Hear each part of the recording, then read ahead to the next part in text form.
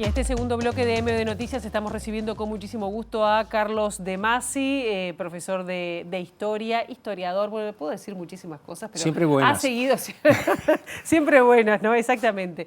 Pero De Masi, usted es una referencia, pero sobre todo, a pesar de que no sigue dando clases, pero sigue siendo referencia. Bueno, a ver, regularmente no estoy dando clases, pero, digamos, sigo en actividad. O sea, puedo elegir los cursos que quiero dar, puedo elegir los temas. Hermoso. Cursos cortos. Me divierto. Bueno, me parece muy bien, época de disfrutar y que la gente aproveche también su conocimiento. Y hoy es un día que, bueno, estamos a 52 días del golpe de Estado, ¿no? 52 años del golpe de Estado, vamos a decirlo bien. Y siempre es buen momento para recordar lo que pasó, lo que se gestó, porque a veces da la sensación de que se está construyendo un nuevo relato que vamos a hablar enseguida nada más. ¿Qué puede destacar en la previa, ¿no? Porque fue un golpe a plazos? Sí, fue un golpe en tramos. Esa es una de las cosas, las peculiaridades del golpe de Estado en Uruguay, y es que no es, digamos, nosotros no tenemos un helicóptero que se lleva a la presidenta o los tanques bajando por la avenida rumbo a la Casa de Gobierno como en Brasil, o los aviones bombardeando la Casa de Gobierno como en Santiago. Acá tenemos un golpe en tramos, digamos, en partes. Una parte en febrero, una parte en junio y una parte en diciembre, donde, digamos, cuando se instala el Consejo de Estado propiamente se crea una nueva institucionalidad, se completa, digamos, esa nueva institucionalidad, y a partir de allí sí uno puede decir, bueno, claramente estamos en dictadura. Esa zona difusa de la dictadura nos lleva a, por ejemplo, empezar a ver que cuando uno empieza a mirar los antecedentes del golpe de Estado, siempre termina arrancando desde el año 68, que muchos dicen, no, había democracia plena. No, en el año 68 ya había problemas que terminan desembocando en 1973 con el golpe de Estado. ¿Y cuáles son esos problemas centrales que usted identifica? Bueno, el primer problema que uno señala en el año 68 es que la vigencia de la Constitución queda prácticamente suspendida. En junio del 68 se establecieron medidas prontas de seguridad y prácticamente no se levantaron.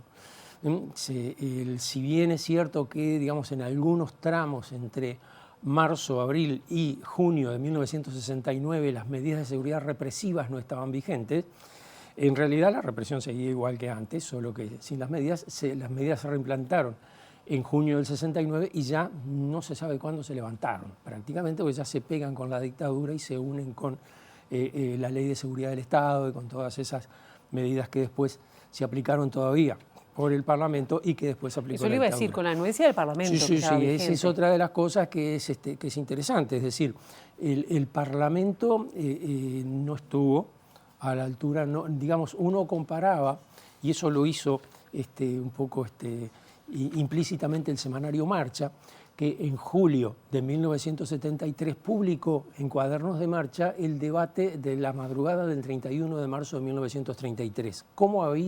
¿Qué había hecho el Parlamento el 31 de marzo de 1933? Previo al golpe de Gabriel Terra, exactamente. Y esa sesión había empezado el 30 de marzo a las 10 de la noche, terminó el 31 de marzo como a las 6 de la mañana, y fue una sesión activa. Allí había, allí el Parlamento se enfrentó a Terra y levantó las medidas de seguridad, lo cual determinó que Terra diera el golpe de Estado. Bueno, ese Parlamento no tiene nada que ver con este. El Parlamento, fíjate que la sesión final del Parlamento, esa que está grabada, que tiene esos discursos tan buenos, además que después resultaron tan consecuentes, Ferreira Aldunate, Enrique Rodríguez, exactamente, toda esa gente, prácticamente hubo que llamar a un senador que estaba con gripe para que se sentara para completar el quórum. Había senadores, había representantes que estaban en el Parlamento y no fueron, no se presentaron, no asistieron a la reunión, ni siquiera fue una reunión de la Asamblea General, fue una reunión del Senado con quórum mínimo. Cuando uno ve que Ferreira Aldunate termina su discurso, golpea en la mesa, se levanta y se va, en ese momento la sesión quedó sin quórum. Si hubiera habido que votar algo, se terminaba la sesión. Es decir, ahí en este Parlamento, no solo que votó todas esas leyes, sino que además en el momento de que se produce el golpe, el Parlamento prácticamente desapareció. Quedaron parlamentarios, no el Parlamento. También como antecedente estamos hablando del desafuero de Erro, ¿no? Claro, esa era la previa de esto, que fue un episodio muy que está un poco olvidado, que me parece que conviene recordarlo porque tensó al máximo las relaciones entre los militares y un sector de la política y que es el antecedente inmediato del golpe de Estado. Los militares querían que el Senado votara el desafuero del senador Erro para juzgarlo por la justicia militar.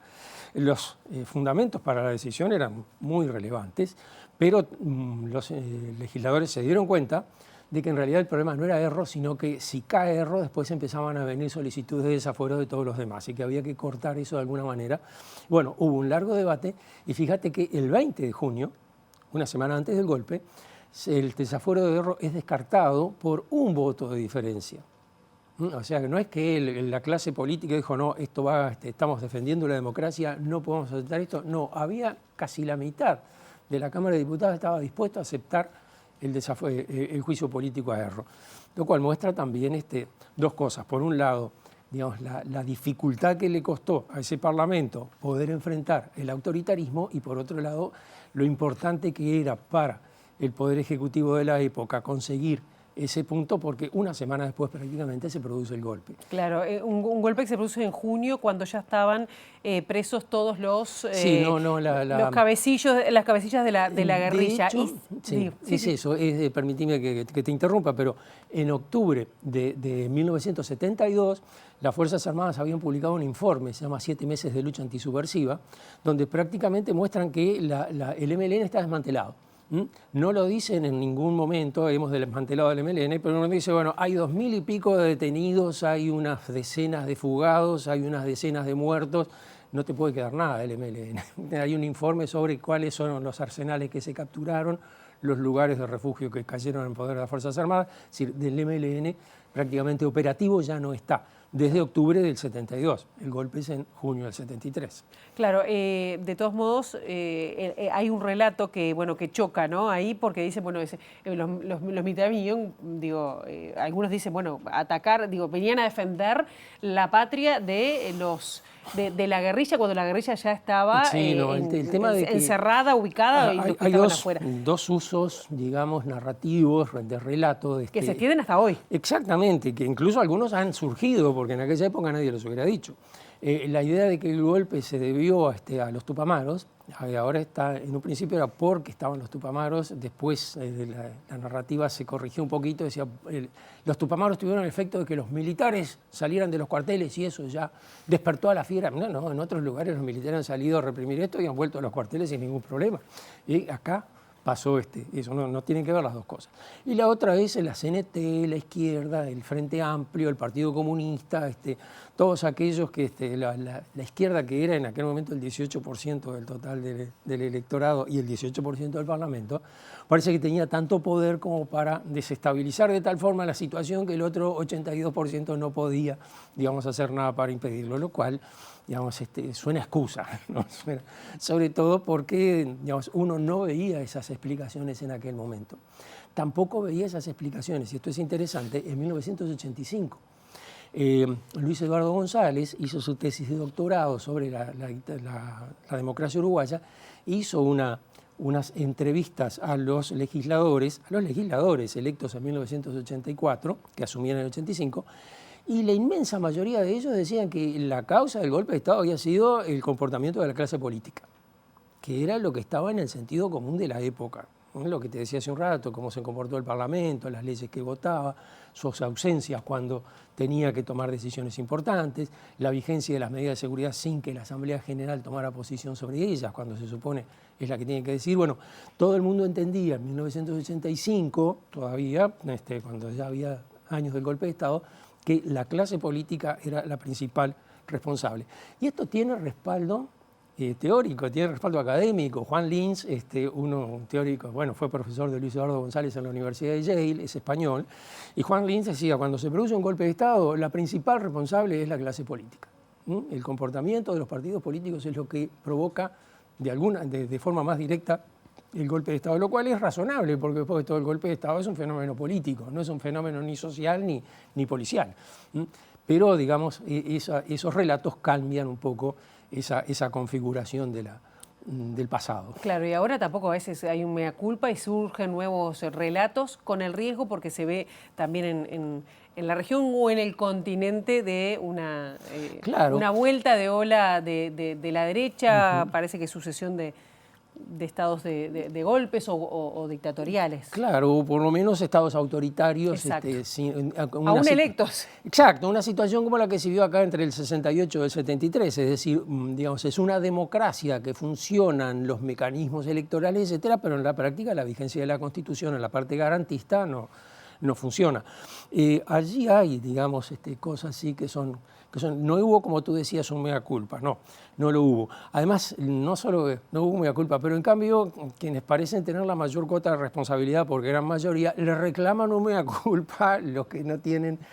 Hay allí, además, un uso bastante poco, digamos, poco académico, por ser fino, de un editorial de Carlos Quijano de febrero de 1973, donde Quijano advierte, digamos, los peligros de un golpe de Estado militar y los peligros que encerraba la situación de febrero, contra la opinión digamos, que terminó al final siendo la del Frente Amplio, de abrir una expectativa, en algún caso incluso las editoriales del Partido Comunista están publicados en el cuaderno de marcha, dicen, bueno, con los militares podemos entendernos, etcétera, etcétera.